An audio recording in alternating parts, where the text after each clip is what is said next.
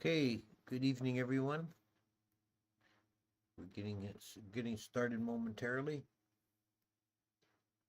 Make sure everything's working.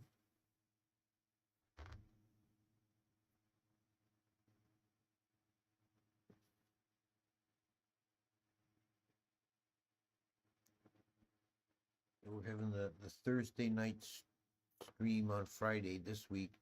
We're gonna go back to the regular schedule next week. I had an appointment I couldn't get out of yesterday, so I decided to move the stream.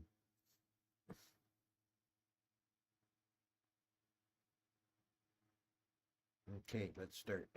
Namo tassa bhagavato arahato sama sambuddhasa. Namo tassa bhagavato arahato sama sambuddhasa. Namo tassa bhagavato arahato sama sambuddhasa.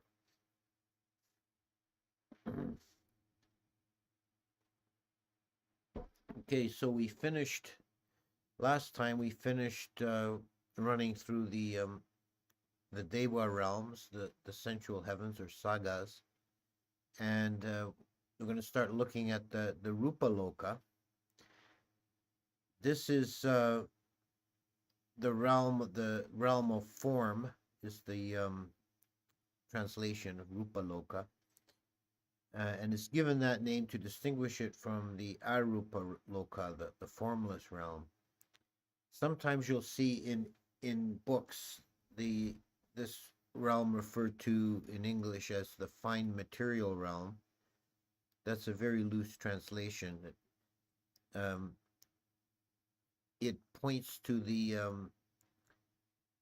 detail that the Brahma gods have a very subtle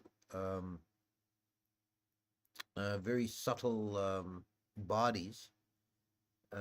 They do have form, they do have bodies, but it's of a more subtle material.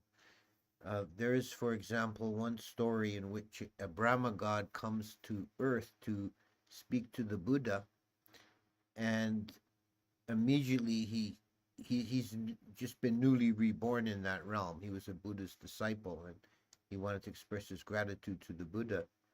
And when he appeared before the Buddha and stood on the ground, he immediately started to sink into the ground as if it was liquid. And the Buddha explained to him, you're now a Brahma, your body is subtle, you have to will it to become coarse to be able to stand on the surface of the earth.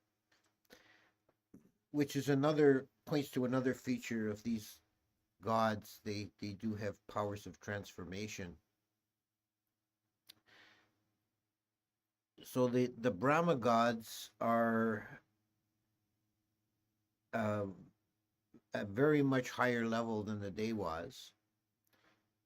The Devas are still part of the sense desire realm, which they share with us, with humans, whereas the Brahmas are not. So the Brahmas are further removed from the Devas than we are. They're considered a very refined type of being.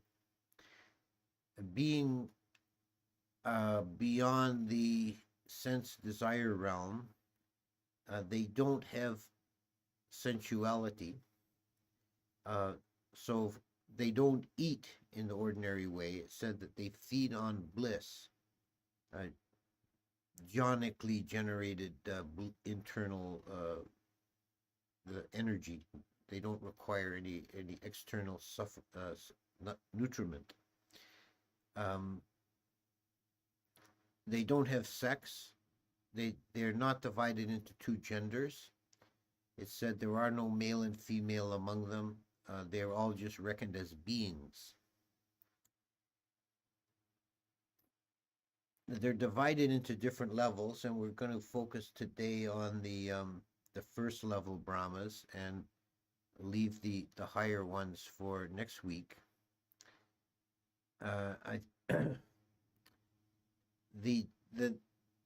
The Brahmas are divided actually into how many is it? 3 times 4 and 1. Into 13 classes, but they're not separate realms. although some of the later texts do place them in each in their separate level. It makes more sense and is more agreeable to the early texts, the suttas and the first commentaries, that the there are four levels of brahmas corresponding to the four jhanas. Uh, this is a key feature of this realm. To be reborn into a Brahma realm, a prerequisite is to have jhana. To, and the ordinary default consciousness of a Brahma god is considered to be equivalent to jhana consciousness in humans, which doesn't mean it's identical, but it's parallel. Um, it has many of the same characteristics. So, as many of you probably have studied the theory behind the jhanas, the first jhana is characterized by five characteristics: Vitakka, Vichara, Piti, Sukha, Ekagata. Vitakka and Vichara are ways of manipulating objects with the mind, so it includes thought. And Piti and Sukha are two different kinds of internal happiness. And Ekagata is the singularity of mind, the unification of mind. Vitakka and Vichara are the coarsest of these factors, and they are dispensed with in the higher jhanas. But in first jhana, they're still present, so there's still some amount of thought formation. And how we see this play out in the corresponding Brahma world is that the Brahmas of the first level are the only ones that we have stories about, or that we know any individuals by name. This is because the higher jhanas are basically blissed out all the time. So they're not, they don't have the ordinary kind of cognitive thought, so they're not involved in speech or other interactions. Whereas the Brahmas of the first level still have a faculty of thought. So we have various stories concerning Brahmas. One of the most well-known is Brahma Sahampati,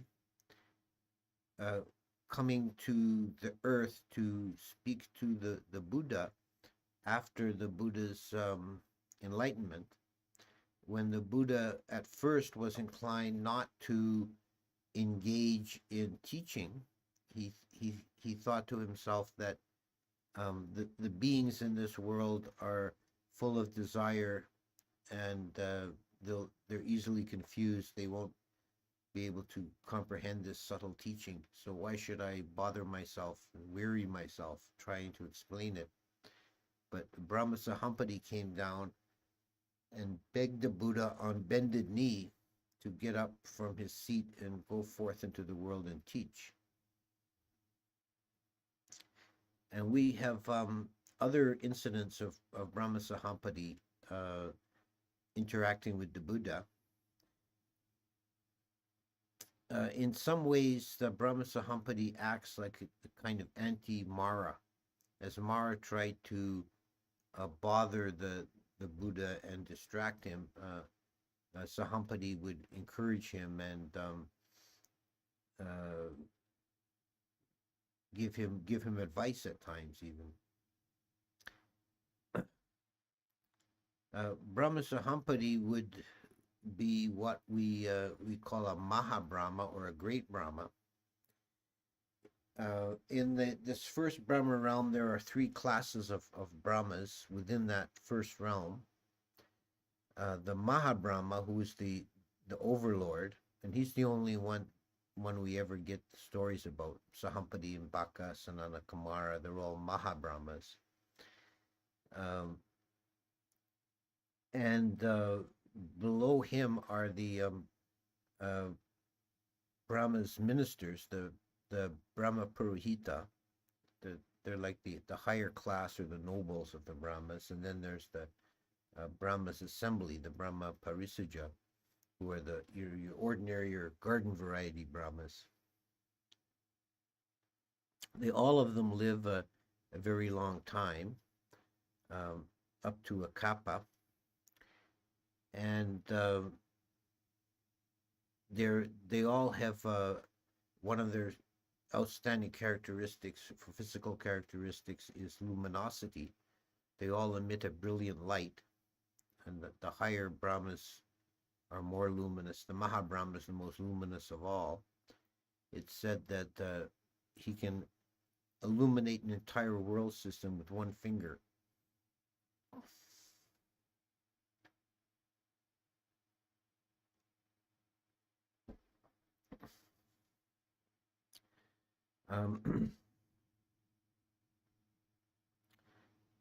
So you can ask the question, what is the relation between the Buddhist conception of a Brahma and the Hindu conception of Brahma as a god? We have to take this to some degree historically.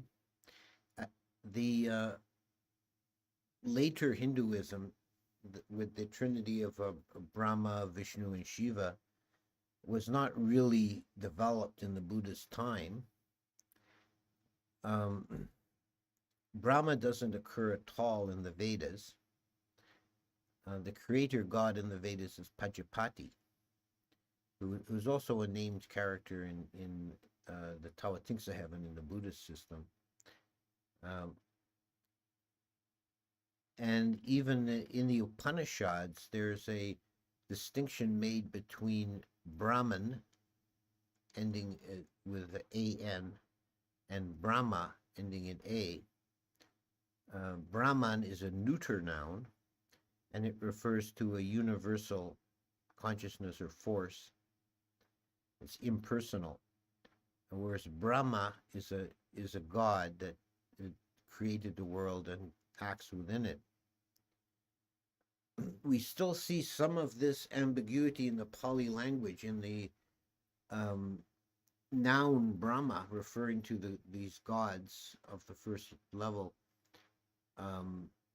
in that it's a masculine noun, but some of the cases are declined as neuter. So it mixes between masculine and neuter declensions.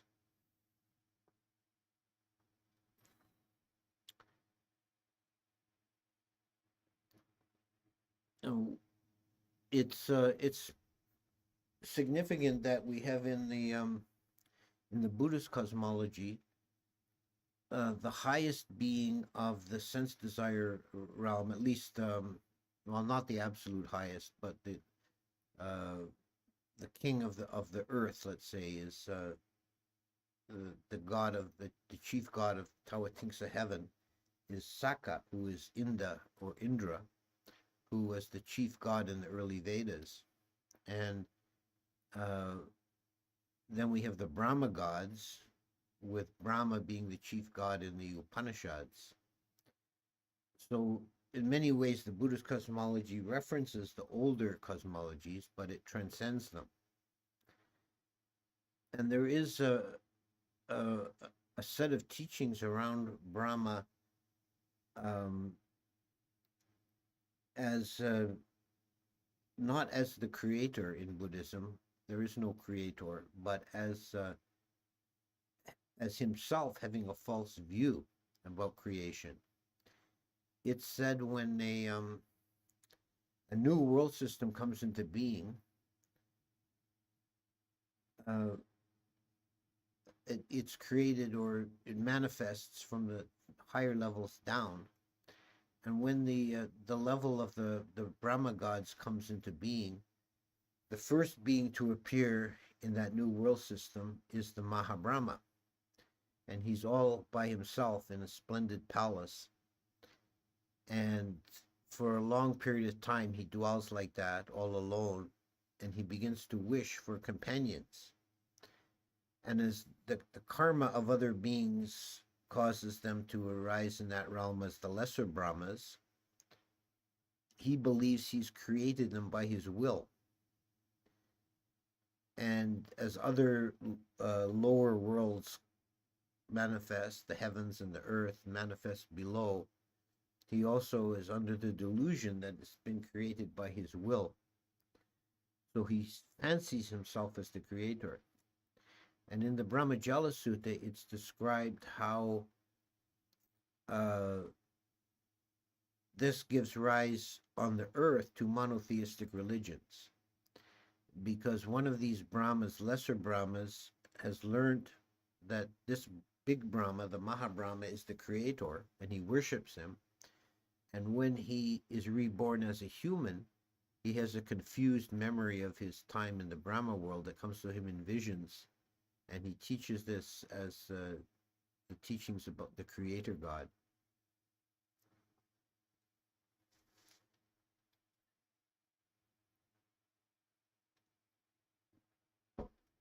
So in the Brahmajala Sutta, that's dealt with in a theoretical or abstract sense, but there's also another sutta in, it's in the Majjhima Nikaya, where the Buddha perceives with his mind that one of the Mahabrahmas has fallen into great delusion.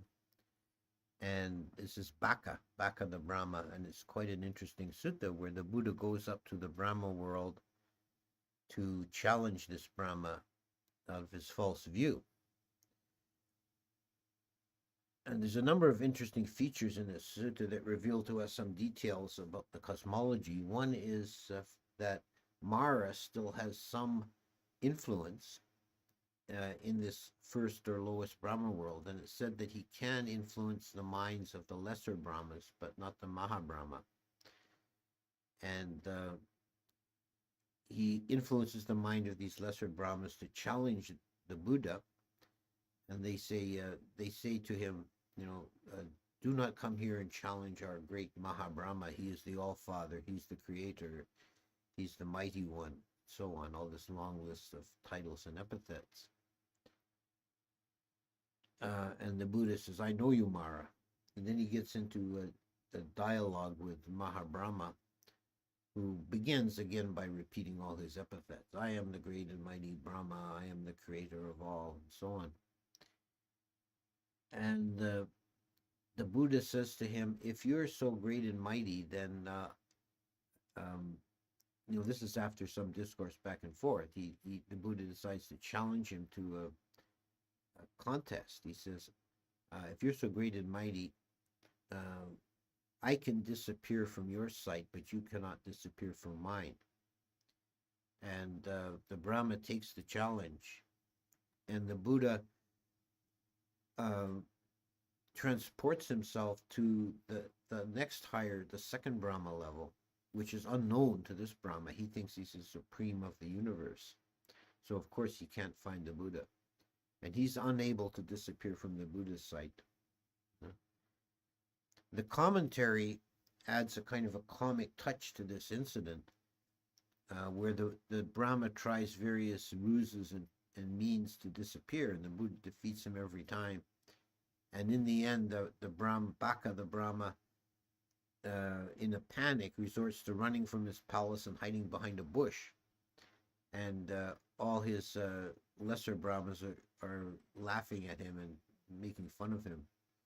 This is a little bit of commentarial humor, I think.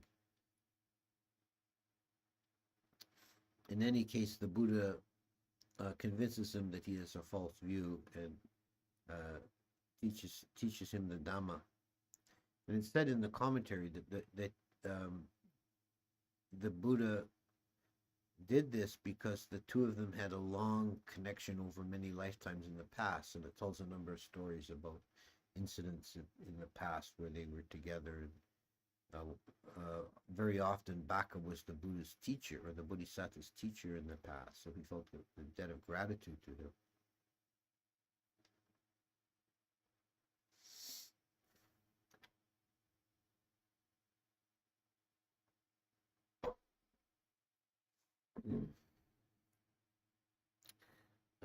So the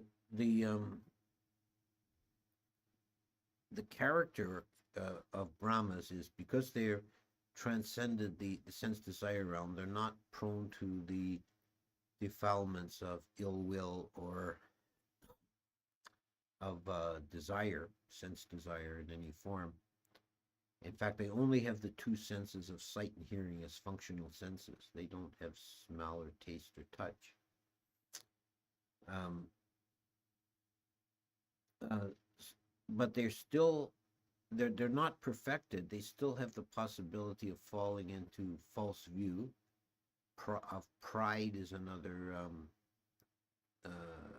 defilement to which they're subject, and bhavatanha, the desire to be.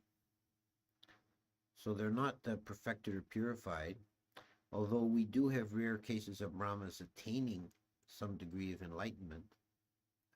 And there's mention of Hinasawa Brahma, which means Brahma without obstructions or without defilements, which would mean an arahant. So some of them attain as much as arahant, but it seems to be rare. There's also mention of Acheka Brahmas, solitary Brahmas, and usually they come up in a few incidents that they're mentioned. There's not a lot of detail about them, but it seems that they have some degree of enlightenment, such as one is mentioned to be an anagami,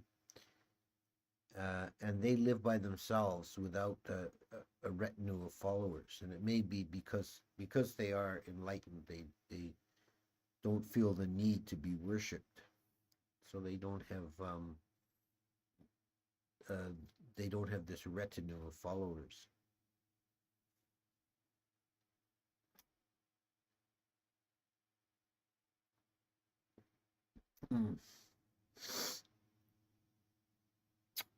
So I think that's sufficient as introductory comments on Brahmas, and now let's see if there's anything in the chat.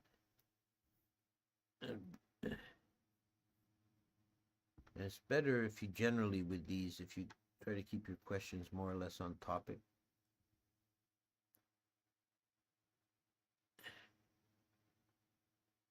Is there any mention of Brahmas interacting with each other in the cosmology, or only one Brahma mentioned at any one time? There is one story in the Samyutta about two Brahmas interacting and kind of challenging each other with who had the most power of transformation. And one of them transformed himself into 1,000 geese flying in circles, and the other one transformed himself into something else, and so on. But mostly we hear about the one at a time, because the stories are mostly about Mahabrahmas, and there's only one Mahabrahma in each set of world systems. So one Mahabrahma can preside over thousands of world systems. So they don't generally interact with each other very much at that level. What does it mean for there to be gods without divine creative powers? Well, we use the word God in a loose sense. It's an English word meaning some class of beings higher than human, they're not immortal, but they have very long lifespans, and they have powers beyond what humans have. But again, it's an English word, so it's you don't read too much into it. The text will refer to them as devas or brahmas. Are there specific practices or meditation techniques believed to facilitate access to Brahma Loka for a layperson? The Brahma Viharas lead to the Brahma worlds. I have heard cosmology can be interpreted literally or figuratively. What would be the purpose for interpreting it literally? Well, there's always a balance, a middle path, I think, between these things. If you are overly literal, you obviously get into contradictions and problems. But if you see it all as symbolic or figurative, then you're taking all the kind of juice out of it. It becomes kind of meaningless. I think you have to ask yourself, people want to know, are these realms real? Or what do you mean by the word real? And how, in what sense is this human realm real? If you really understand that, then maybe you can get closer to an answer as to how real the other realms are. And the next one, should practitioners aim to remove the three fetters directly for stream entry, or will the fetters be eradicated through diligent practice of Eightfold Path upon stream entry? Kind of both. If you can diminish the fetters prior to stream entry, it facilitates or makes easier the entry into stream entry. The fetters will not be removed completely until stream entry, and following the Eightfold Path is the way to get there. Is Buddhist cosmology more prevalent in early Buddhism, just as in Theravada? Yes, I would say it was a very integral part of the teaching up until modern times, when the Buddhists of the East began to encounter modern scientific ideas, and it made the literal interpretation of things like Mount Sindaru impossible. So that became the one approach was to downgrade those teachings and not use them as much. In which world, Brahma, Loka, Tusita, or Tautingsa is the best world to make merit to attain Nibbana? Of those three, I would say Tusita, because the Bodhisattva lives there. So one can be in the presence of the Bodhisattva and listen to his teachings.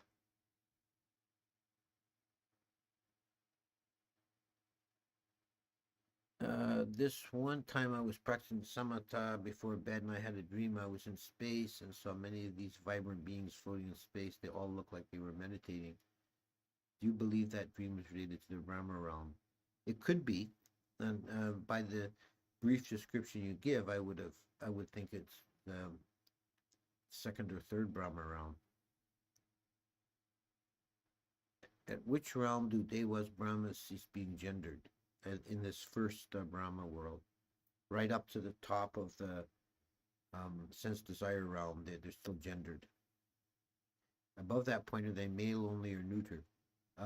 They're without sex, so I guess you would call them neuter. It's said that they have the rough appearance of young men, but they don't have sexual organs. They don't have any secondary sexual characteristics either, so that they have an androgynous look, but they're ungendered. So I guess you would say they're neuter. Are the members of Brahma's retinue themselves Brahmas? Yes, they are. But they're a lower grade of Brahmas. The Maha Brahmas, the chief Brahmas, the most luminous, the longest lived, the most powerful. He lives for a full kappa. The lesser Brahmas live for a quarter of a kappa. Do Brahmas possess the abilities of lower Devas? For instance, they possess the powers of Nimarati and Parinimata Vasavati Devas. They do. I don't know so much about the creative powers of the Nimarata Devas. That seems to be their specialty, but the Brahmas do have great powers of transformation. They can change their shape and their appearance, and they will do so at times. There's one sutta where Brahma Sunana Kamara comes to the Tawatingsa heaven, and he first appears as a brilliant light,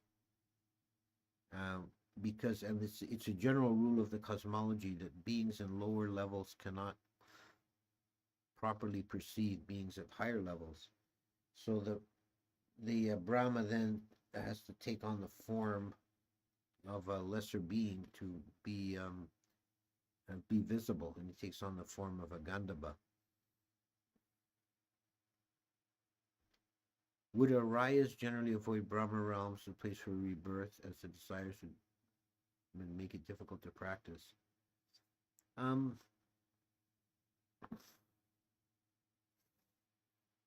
well, you don't really have a control over your place of rebirth, but Aryas, enlightened ones, would most likely take rebirth again in the human realm or in the Dewa realm of Tusita. But it's possible if they're masters of jhana as well, they might be reborn as Brahmas. What is a being in a realm if not real?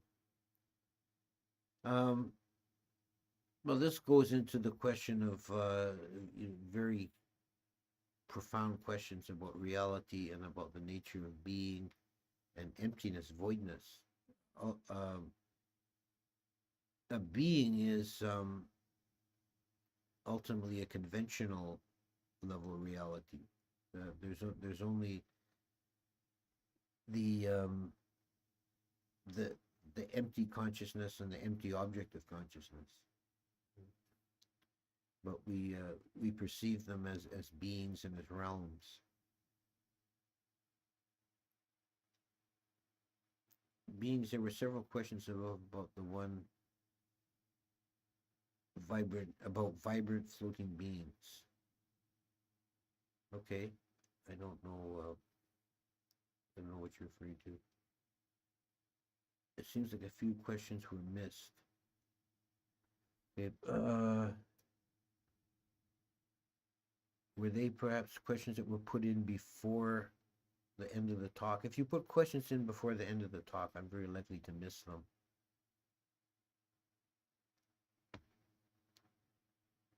I'm scrolling back, seeing if I can find. Here's one from Rick. Could you repeat the variation in meaning? I think you said of Brahman and Brahma, one being universal energy versus God. I don't remember seeing in your book. Yeah, it is in my book in a footnote. I did mention it. The distinction is between Brahman with well, the way you spelled it, Brahman I-N, that refers to a human being of that caste, a Brahmin caste. But it's A-N, Brahman is Brahman as a universal principle, or in the Upanishads sometimes it's equated with the one mind consciousness. And Brahma, as ending in A, is the god in the Upanishads. It's the supreme god, and in later Hinduism becomes the one of the trinity of the creator, preserver, and destroyer. That he's the creator. The bliss that Brahmins feed on, is that self-generated or produced by other beings? It's self-generated. It's like piti in jhana. In 1971, Robert Monroe coined the term loosh for emotional energy emitted by beings which other beings feed on. No, because it wouldn't apply, because it's self-generated. They don't feed on other beings. They're self-sustaining. How does one know one has entered the stream? If you've got Sotapanna when you were born in one of the last 7 lives, does that person know at birth, or is it found later in life? That's a disputed point. There's controversy about that. There's no clear teaching on that. One school holds that the person is a Sotapanna as soon as they're born. Another approach is that the person will very quickly attain stream entry easily again.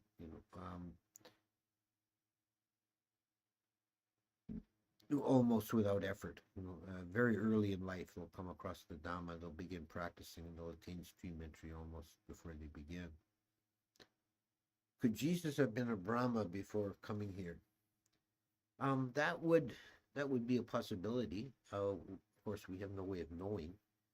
That would fit in with the teaching about the, someone from a Brahma realm coming to Earth and teaching a monotheistic religion.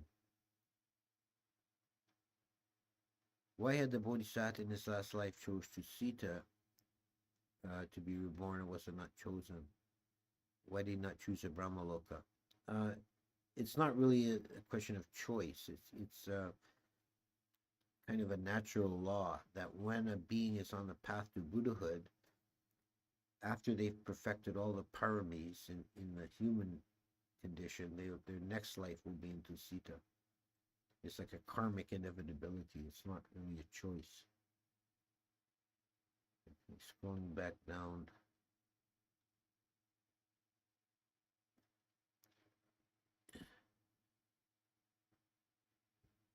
Okay. Yeah. See, I sometimes miss questions because when questions are added, the the screen skips and jumps, and I gotta go back and look for where I left off. Let's see. I try to catch them.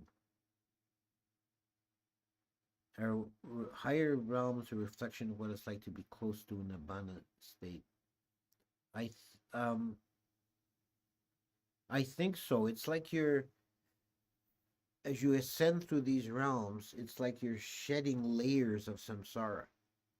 So the Brahmas have completely shed all the sense desire defilements, so that they're closer to enlightenment in that way. You know, and then when we get into the Arupa realms, you see even more is dropped. So samsara becomes less uh, less complicated, less burdensome. A little off topic, but could you explain if the practice of satipatthana is vipassana? It should be practiced before samatha and samasamadhi, after in conjunction, or how? Please, sadhu, sadhu, sadhu. Yeah, that's a big question. It would take a long time to talk about it properly. But I would say, yeah, satipatthana, that sutta is mostly about vipassana. The word vipassana is not really a canonical word. It's a later word. Um, and just as a matter of practicality, I think samatha uh, is best to develop samatha before really taking up vipassana, because it makes the vipassana so much easier if you've got a base in samatha. I took psychedelics and looked in the mirror. I had faces like Brahma. What could this mean? It means you were stoned. What causes lower Brahmas to pass away? When their karma runs out, their time is over. There's nothing, no other, like, there's no accidental death, there's no disease, nothing like that. It's just when their karma runs out, they disappear.